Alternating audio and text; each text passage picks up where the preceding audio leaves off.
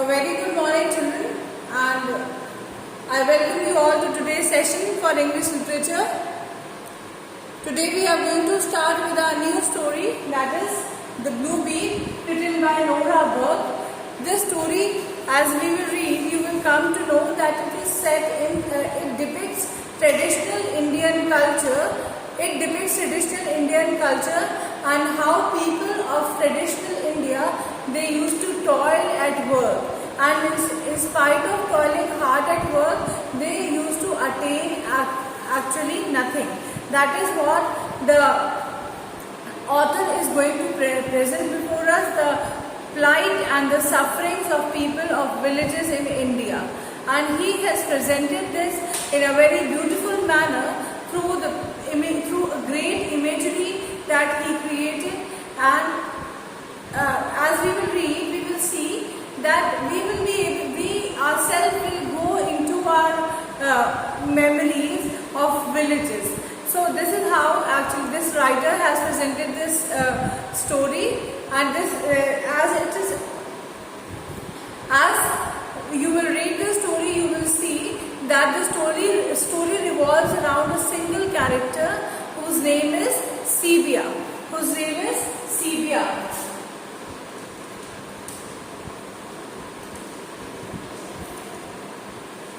His name is Sebia. The story will revolve around Sebia only. And you will also see that it will reflect the sufferings that this girl goes through, the sufferings that this girl Sebia, she goes through, the sufferings, the hard work that a child is put to in a very young age in Indian society. All that is reflected in this story, The Blue Bee. And ultimately, we will be talking about the blue bee whose value was not that much in reality, but because of the condition, because of the sufferings of Sebia, because of the plight which she has gone through throughout her life, that weed will have some other value. So let us quickly start with the text. All of you open your books to page number 92 by Nora Burke. See, it is written, here is a box which tells us about the writer and which tells us about the story itself. So it is very important for us to read whatever is written in this box. So firstly we will read whatever is written in this box. Nora Burke was a well-known English novelist and non-fiction writer. Non-fiction means he did not write any imaginary, he did not write any fictitious writing, he wrote real stories. Famous for her descriptions of life in India during the early 20th century. Her father was a forest officer. Now see, because her father was a forest officer, that is why she has written something which is going to deal with forests and villages. And her early childhood was spent traveling through the Indian forest, often on elephant back. That is why she has deep knowledge of Indian villages and forests, because her father was a forest officer and she had spent most of her childhood traveling from one forest to another on the back of an elephant. She drew inspiration for her writing from these early days, and this is what she presents in her writing. That is the forest of India, the Indian tradition, the traditional culture of Indian villages. That is what she has talked about. The socio-economic status of the villagers. That is what her stories deals with. In the Blue Bee, Burke paints a vivid graphic picture. A vivid means a clear imagery, rich in detail. Rich in detail means in which she has put in a minutest of the details of an exciting jungle adventure, an encounter between Sebia, a 12-year-old girl, and a crocodile. Now in this story, in the end only the crocodile will appear, but initially we will see how Sebia's life passes, and then we will see the story ends where there is an encounter between Sebia, who is 12-year-old, and a crocodile. everyday event, and these sort of events are very common for villagers. So in a very normal way, in a very interesting way, Burke has presented this picture. Burke makes skillful use of suspense and detailed visual images that makes the story come alive for the reader. She has been able to make readers imagine, and she has been able to maintain the suspense in the story, and that is how readers' interest is being attracted till the end of the story.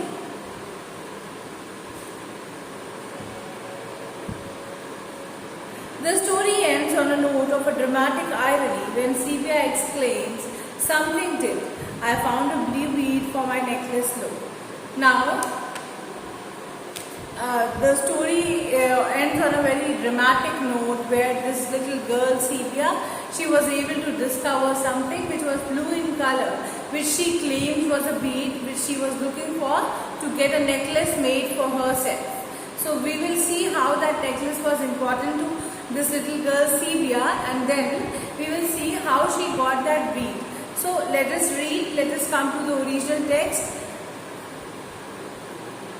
Page number 93, The Blue Bead by Nora Burke.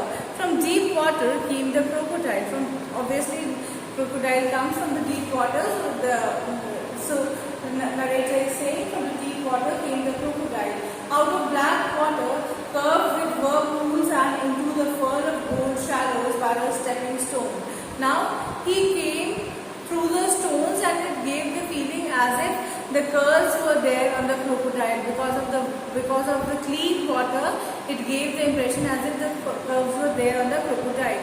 He was twice the length of a tall man. The size of the crocodile was enormous. He was twice the length of a tall man, and inside him, among the stones which he had swallowed to aid digestion, rolled a silver bracelet. Now,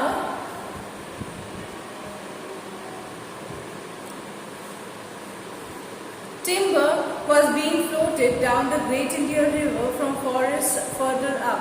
Now, timber means the pieces of wood.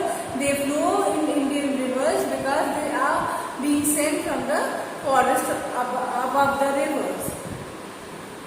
And so that is what the narrator is telling, that is what the author is telling, that timber was flowing into the river. And there were sleepers lying stuck around the stones until some slippers lying stuck around the stones until someone came to dislodge them and send them on their way.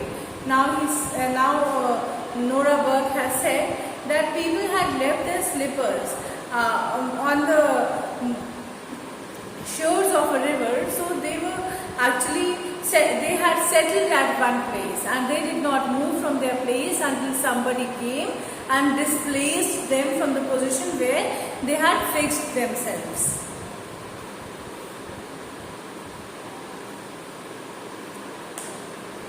Or until floods lifted them and jostled them along. Jostled means toss. Jostled means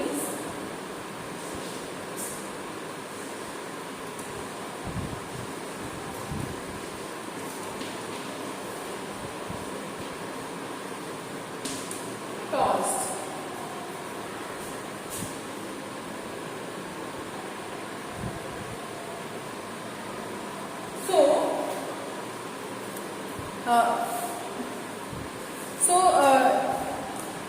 Burke says that the rivers had got stuck at certain places, and they were replaced from their places until somebody tried to replace them, or the flood came and it tossed them from their places.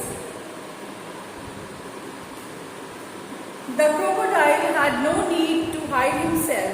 He came to rest in the glassy shallows among logs and balanced there on tiptoe on a ribbed sand, and only his raised eyes out of water and only his raised eyes out of the water and raised nostril breathings the clean sunny air.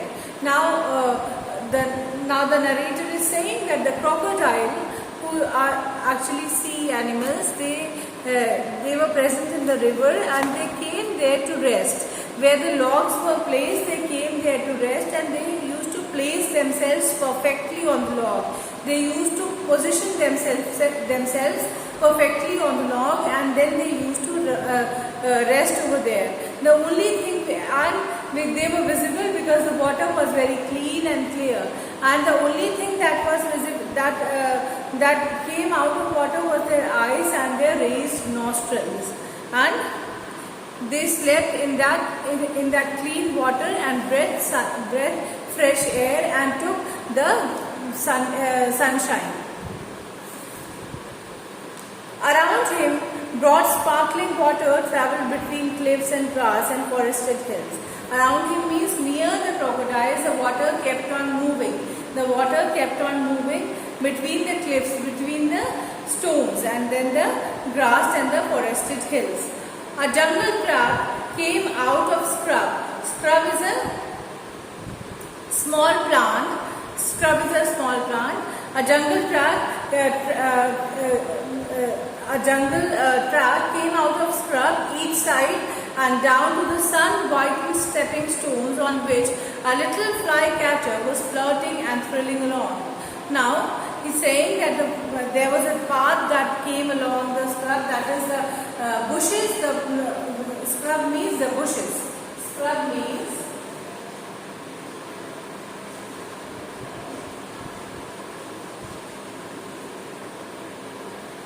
So he's saying that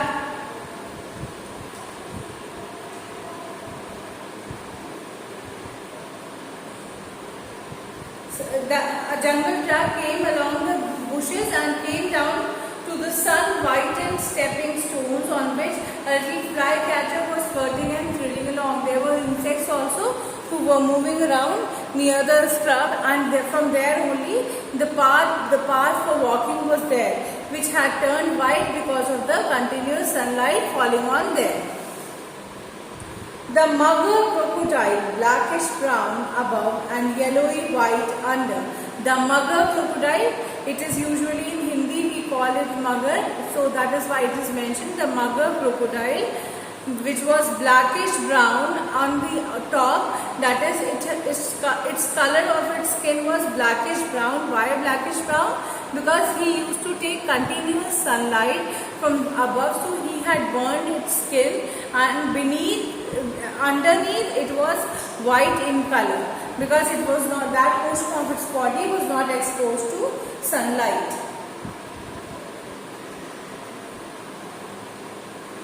And yellowy white under, lay motionless, able to wait forever till food came. And it gave the feeling as if the crocodile was so relaxed that it would wait forever till finally somebody fetched him with some food, or somebody became his food.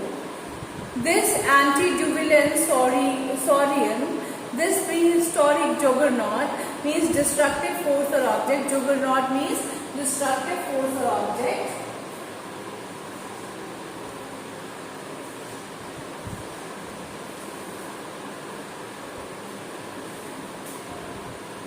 The juggernaut means destructive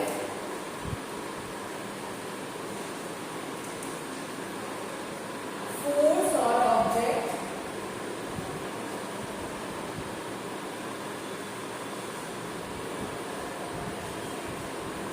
So,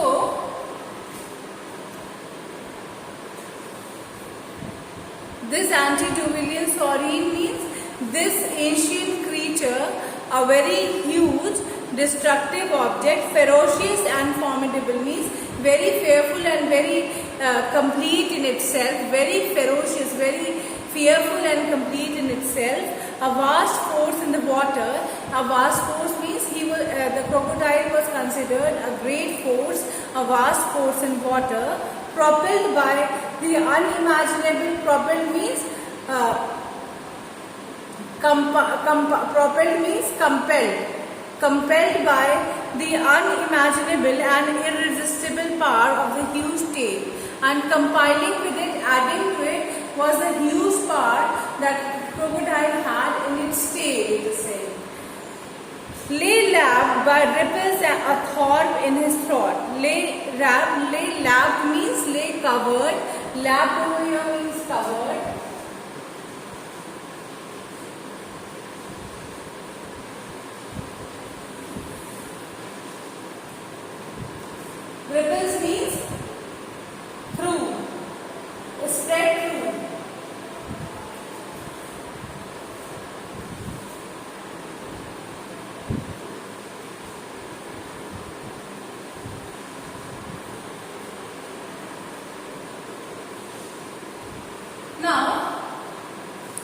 See children, the picture of crocodile being present in the water is being depicted by the author over here.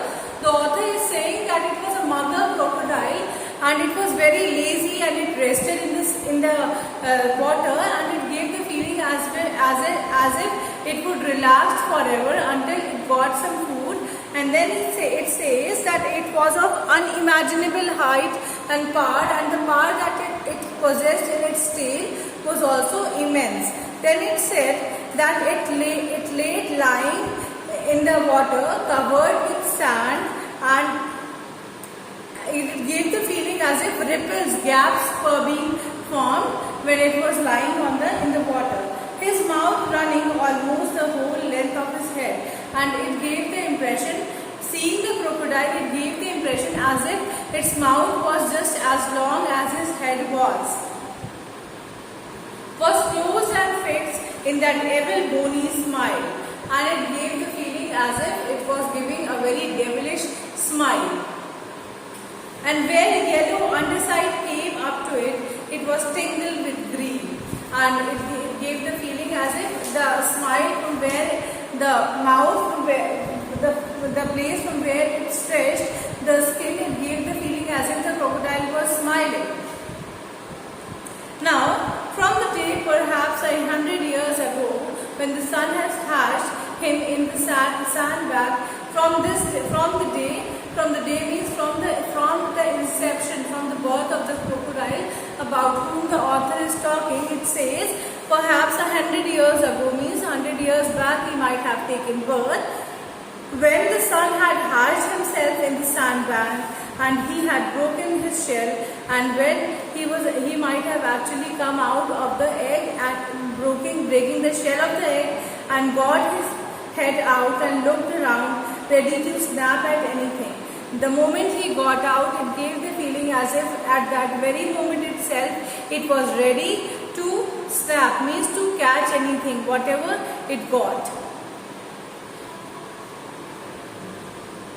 And even before he fully came out of the egg, he was ready to do this snapping and catching. From that day, when he had at once made for the water, ready to fend for himself immediately, and it gave the feeling as if the moment he was gone into the water, at that very moment itself, he was self-sufficient and was able enough for himself to arrange a food for himself. He had lived by this brainless craft and ferocity, and it gave the feeling as if crocodile had no brain, and it left with this brainless craft of snapping at anything, of catching anything whatever came its way, and with great power, escaping the birds of prey and the great carnivorous fishes that eat baby crocodile.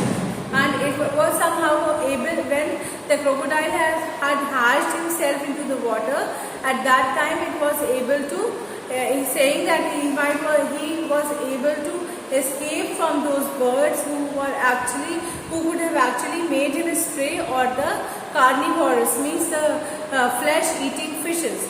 He escaped from those fishes.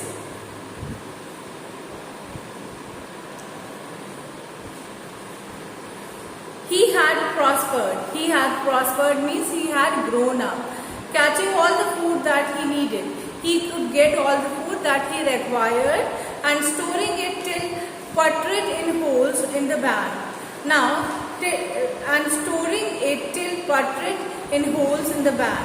Tepid water to live in, and plenty of rotted food grew under him to his great length. Now, tepid water means shallow water in which he lived, and the plenty of food was under his body, and because of which,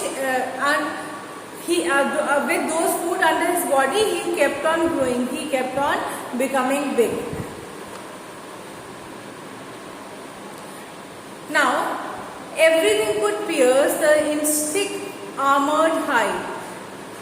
Now, nothing could pierce the instinct armored hide. Now, nothing could go inside the skin of the crocodile. Armored hide means the sharp skin of the crocodile. Nothing could go inside it. not even rifle bullets, and it had become so hard. The topmost portion of the crocodile had become so hard that it was impossible for the bullet also to pierce inside crocodile's skin, which would bounce off. And had somebody shot at the crocodile, the bullet would have bounced off the skin of the crocodile.